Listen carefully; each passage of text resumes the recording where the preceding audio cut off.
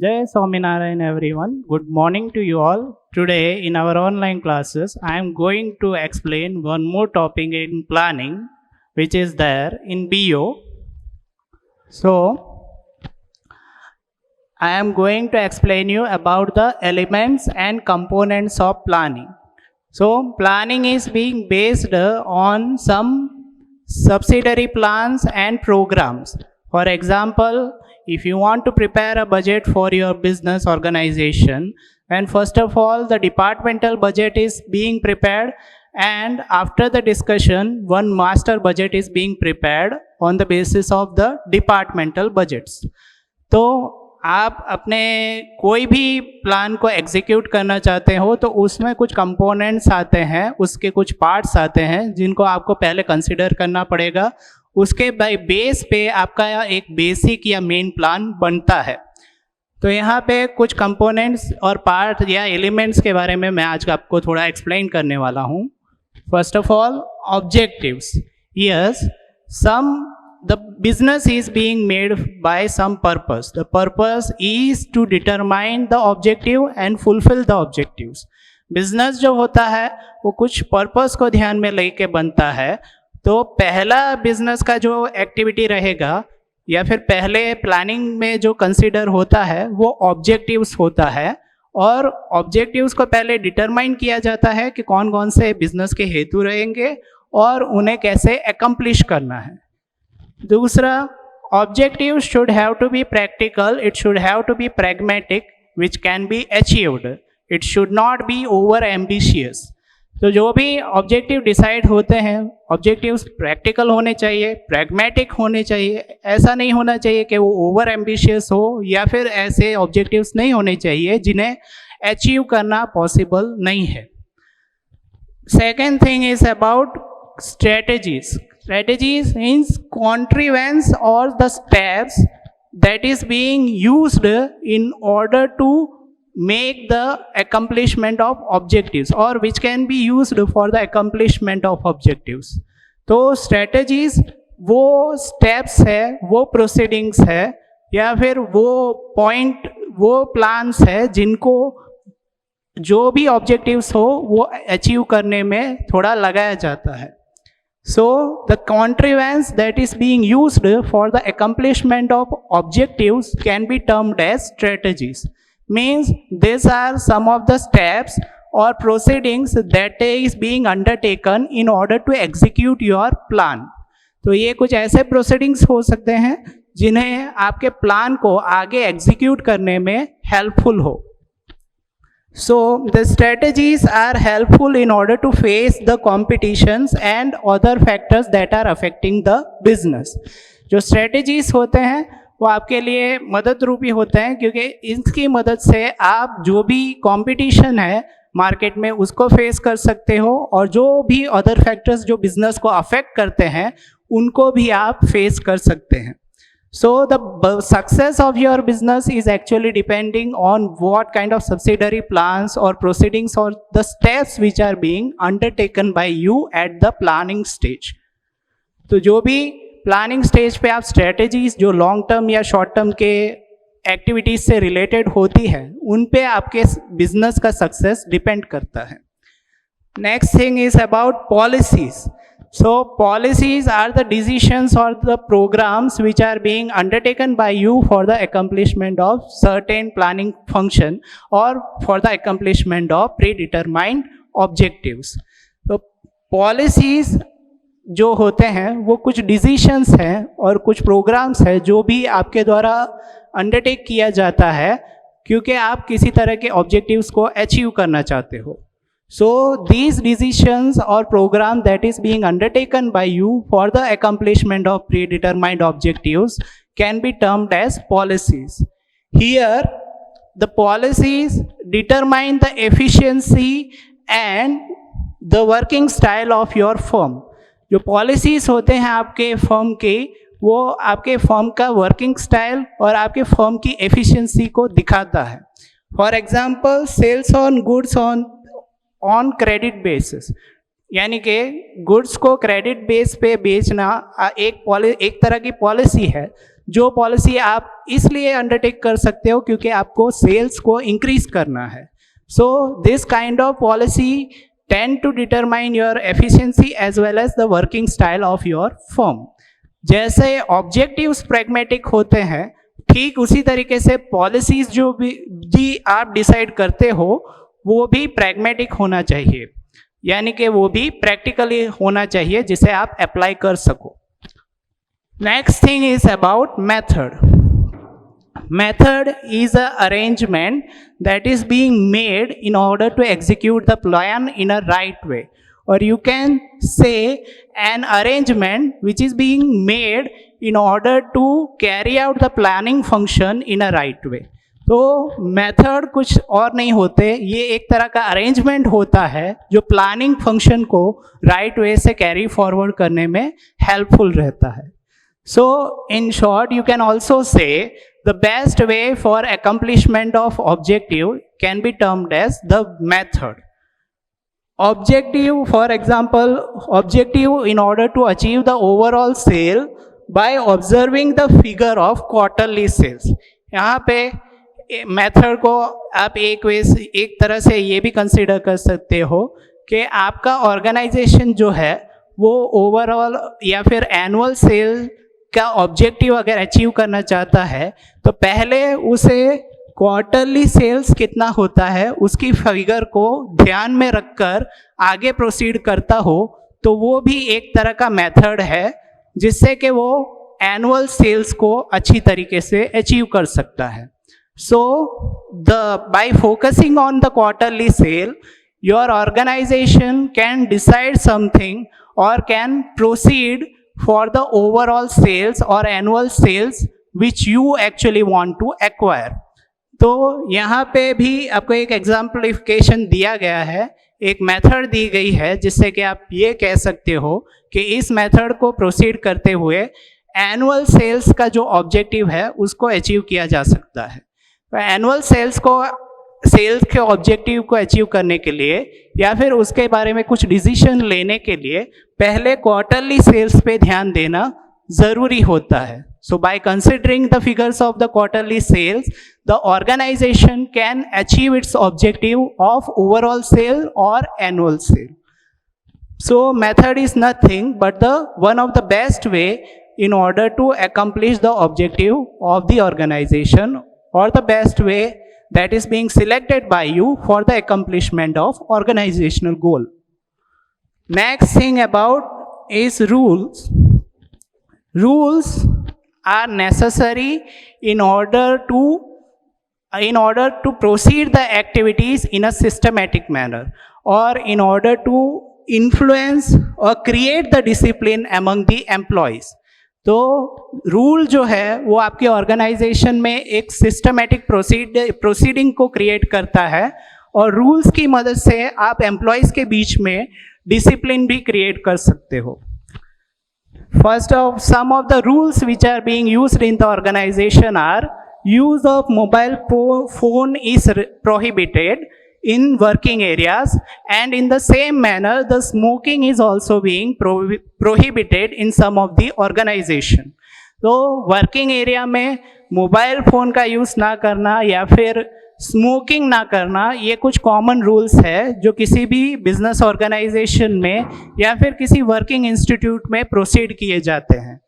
तो इन रूल्स की मदद से आप एक तरह का डिसिप्लिन का एनवायरनमेंट क्रिएट करते हो अपने बिजनेस ऑर्गेनाइजेशन में, जिससे कि आप एक proper systematic way of working environment भी क्रिएट कर सकते हो, जिसकी मदद से आप अपना ऑब्जेक्टिव जो है, अपना जो गोल है, उसको अचीव कर सकते हो.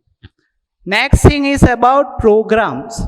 सो programs are the series of the activities which are being undertaken in the business for the proper proceeding of the planning function or for achievement of objectives. So जो programs है वो भी एक तरह से किसी भी objectives को achieve करने के लिए ही undertake किए जाते हैं, और ये वो series of activities है जिनको systematic way से planning function के द्वारा proceed किया जा सकता है. So no problem is created if the activities are being undertaken as per the programs, then no problem will be created at the time of achieving the objectives or in the planning stage. अगर programmes में जो activities undertake की गई है वो सही तरीके से प्रोसीड हो तो किसी तरह का प्रॉब्लम अराइज नहीं होता ऑर्गेनाइजेशनल फंक्शनिंग में. And it is not only necessary to determine the program, but you also have to consider that the programs are being undertaken as per some standard. तो यहाँ पे जो भी प्रोग्राम्स आप undertake कर रहे हो अपने बिजनेस में वो कुछ स्टैंडर्ड्स को ध्यान में रख कर किए जाते हैं या फिर कुछ स्टैंडर्ड्स को ध्यान में लेते हुए प्रोसीड किए जाते हैं. So if any deviation is found in the planned program, then at that time corrective action can be taken. तो जब भी किसी प्लान प्रोग्राम में किसी तरह का डेविएशन अराइज हो रहा है या फिर वो एज पर स्टैंडर्ड्स ना हो तब उस वक्त आप किसी तरह का करेक्टिव एक्शन अंडरटेक कर सको. इसलिए भी प्रोग्राम को on the basis of standard evaluate करना थोड़ा ज़रूरी होता है. Seventh point is about budget. Budget is a tool of control for accomplishment of the objectives of organization. Budget एक तरह का कंट्रोल टूल है जिसकी मदद से आप ऑर्गेनाइजेशन के ऑब्जेक्टिव्स को accomplish कर सकते हो. For example, the different types of budgets are being prepared, that is related to sales budget, cash budget, production budget or production cost budget, etc. are being prepared in order to convey the activities in a systematic manner and also to make the management efficient. तो budget की मदद से आप कई सारे activities को ठीक तरीके से कंट्रोल कर सकते हो. That is why it is being termed as a tool of control. और by controlling the activities you can make the management efficient. इसीलिए ऑर्गेनाइजेशन में अलग अलग तरह के बजट्स बनाए जाते हैं जिससे किस एक्टिविटी में कितना फंड आएगा और किस एक्टिविटी में कितना फंड इन्वेस्ट करना है उसके बारे में ठीक तरीके से डिसीशंस लिया जा सके, जिससे कई सारी एक्टिविटीज़ को एक तरह से कंट्रोल किया जाता है और जिससे कि आपका मैनेजमेंट काफ़ी हद तक एफिशिएंट हो जाता है. So today I have explained to you about the components of planning, and in that I have conveyed to you about the objectives, strategies, policy, method, rules, programs, and about the budgets which are the parts or elements of the planning. वो budget जो है वो control के लिए काफ़ी ज़रूरी होता है जिससे कि आपको पता चले कि फंड्स कहाँ से आपके बिजनेस में लाए जा सकते हैं और कहाँ पे आप उन्हें इन्वेस्ट कर सकते हो, क्योंकि इसमें दो स्टेटमेंट्स आते हैं जो इनकम और एक्सपेंडिचर से रिलेटेड होता है, जिससे कि इनकम और एक्सपेंडिचर से रिलेटेड डिसीशंस लेने में भी हेल्प मिलती है और जिससे कि आप मैनेजमेंट को एक तरह से एफिशिएंट वे से प्रोसीड कर सकते हो. So this is something about the elements और components of planning. First of all I am going to convey you the meaning and the characteristics of the organisation. तो आज हम ऑर्गेनाइजेशन के meaning और कैरेक्टरिस्टिक्स के बारे में थोड़ा पढ़ेंगे. पहला, the structure formed in order to enable delegation of authority and responsibility for or the people actively engaged for the common goal is organization, or you can say organizing. Organizing एक तरह का activity है जिसमें delegation of authority and responsibility होता है जो कुछ लोगों को दी जाती है जिससे कि आप ऑर्गेनाइजेशनल गोल को accomplish कर सको. So it is a kind of structure that enable the delegation of authority and responsibility among the individuals those are involved or those are engaged in order to achieve one common goal. So ये structure इसलिए important होता है क्योंकि जो भी authority और responsibility किसी भी वर्क से रिलेटेड दी गई है वो किसी ऑब्जेक्टिव को अचीव करने के लिए दी जाती है। तो किसी भी ऑब्जेक्टिव को अचीव करने के लिए एक प्रॉपर स्ट्रक्चर क्रिएट होना जरूरी होता है। A proper structure of working is important for the business. अगर एक प्रॉपर स्ट्रक्चर ऑफ अथॉरिटी और रिस्पॉन्सिबिलिटी का क्रिएट नहीं होता तो वर्कर्स और एम्प्लॉयज में कंफ्यूजन क्रिएट होता है, जिससे कि आपके ऑर्गेनाइजेशनल जो ऑब्जेक्टिव्स है उनको अचीव करने में काफी डिफिकल्टी क्रिएट होती है। तो अगर आप प्लानिंग को as a brain of business consider करते हो, then the organization is a structure which helps you to implement the decisions or the activities that is being decided by you in the planning stage. तो अगर planning एक तरह से brain है किसी business unit का, तो ऑर्गेनाइजेशन एक ऐसा स्ट्रक्चर है जो उस जो भी एक्टिविटी या फिर जो भी फंक्शंस आपने प्लानिंग में डिसाइड किए गए हैं उनको इम्प्लीमेंट करने में हेल्प करता है।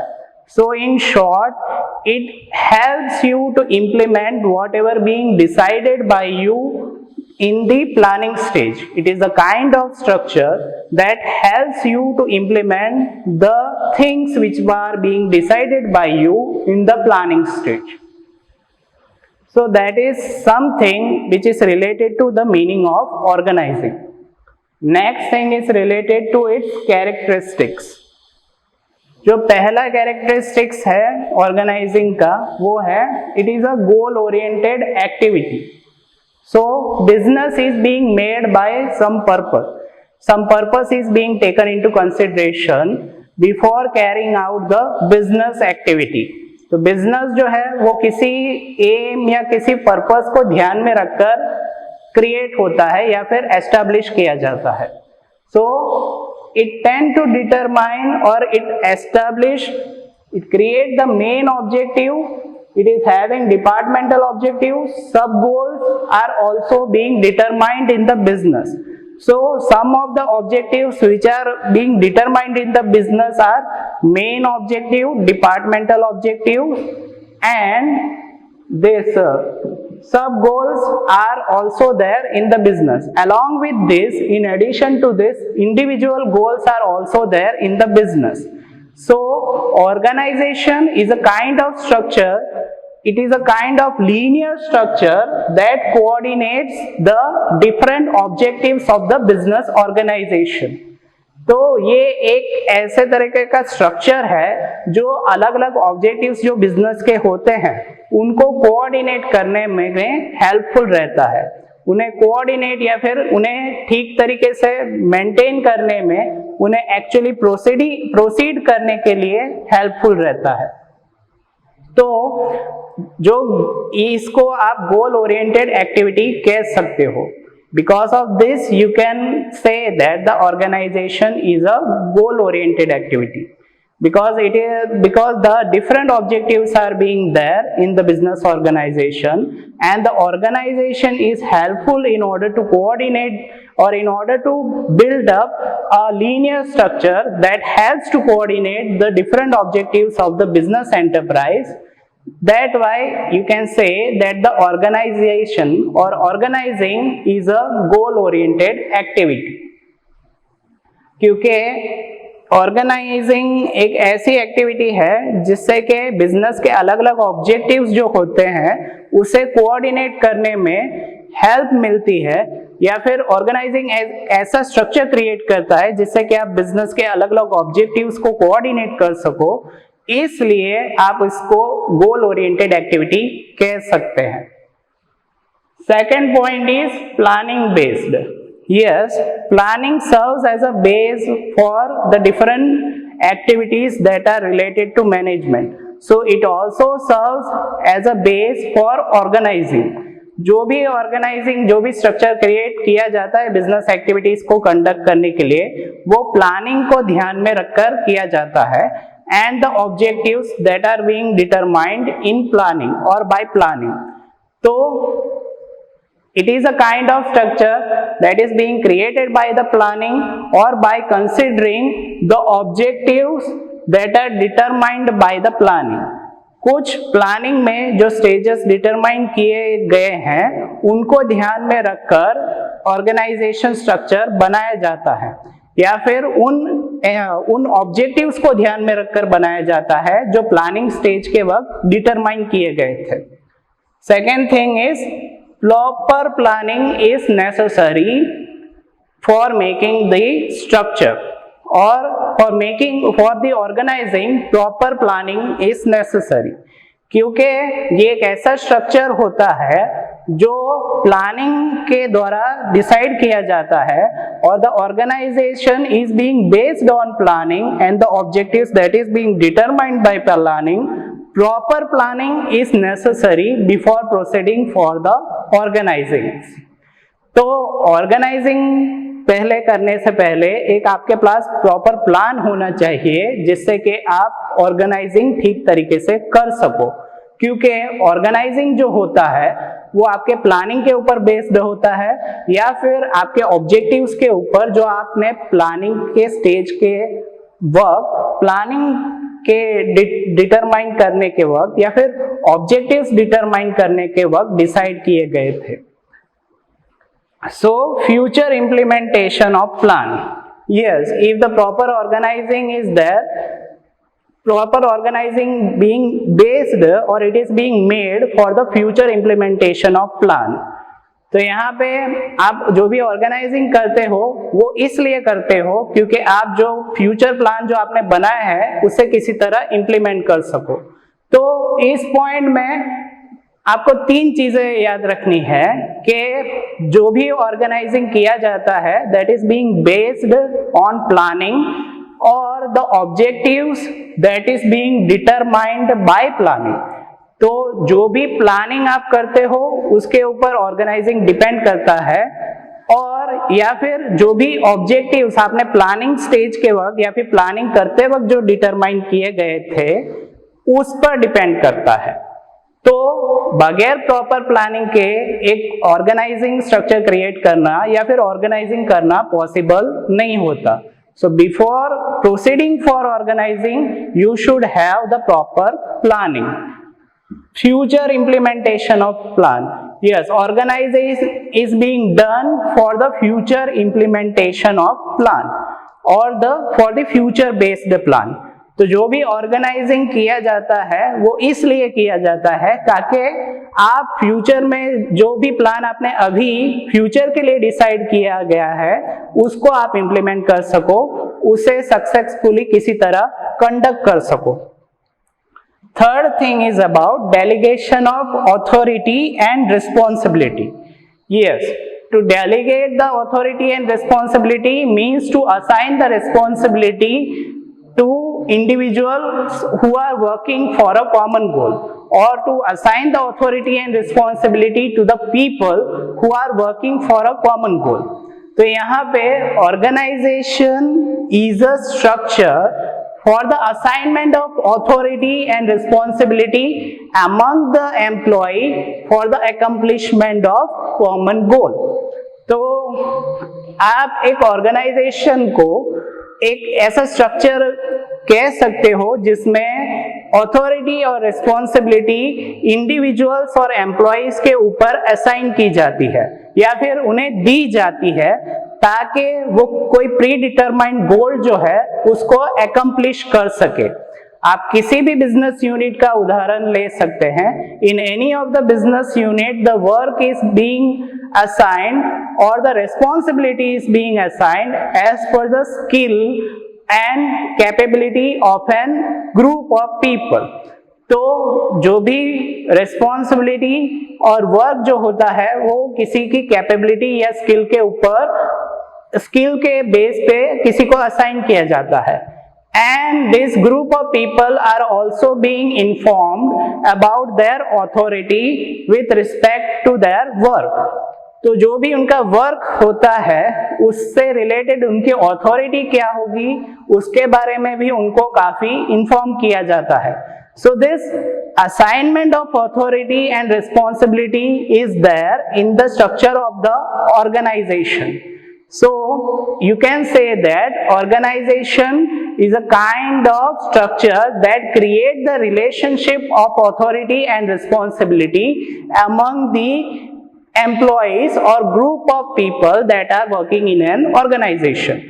इसलिए आप ऐसा कह सकते हो कि जो ऑर्गेनाइजेशन है या फिर जो ऑर्गेनाइजिंग है वो एक ऐसी एक्टिविटी है जो एक रिलेशनशिप क्रिएट करती है, जो भी एम्प्लॉयज है जो बिजनेस यूनिट में वर्क करते हैं उनके बीच में अथॉरिटी और रिस्पॉन्सिबिलिटी का एक रिलेशनशिप क्रिएट करती है.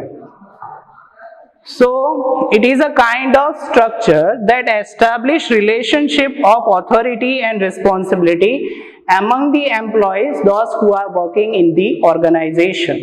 So the delegation of authority and responsibility is one of the characteristics of organizing. Fourth thing is importance of human element. Human element is the center of organization. So in any of the organization, success is actually depending on human. And effective organization, for the effective organization, effective human relation establishment is necessary. तो यहाँ पे आप कह सकते हो कि जो human element है या फिर ह्यूमन है, it is the centre of organization. The success of any organization is depending on the employee और the people that are working in the organization. So for effective organization, the effective human relationship should have to be established.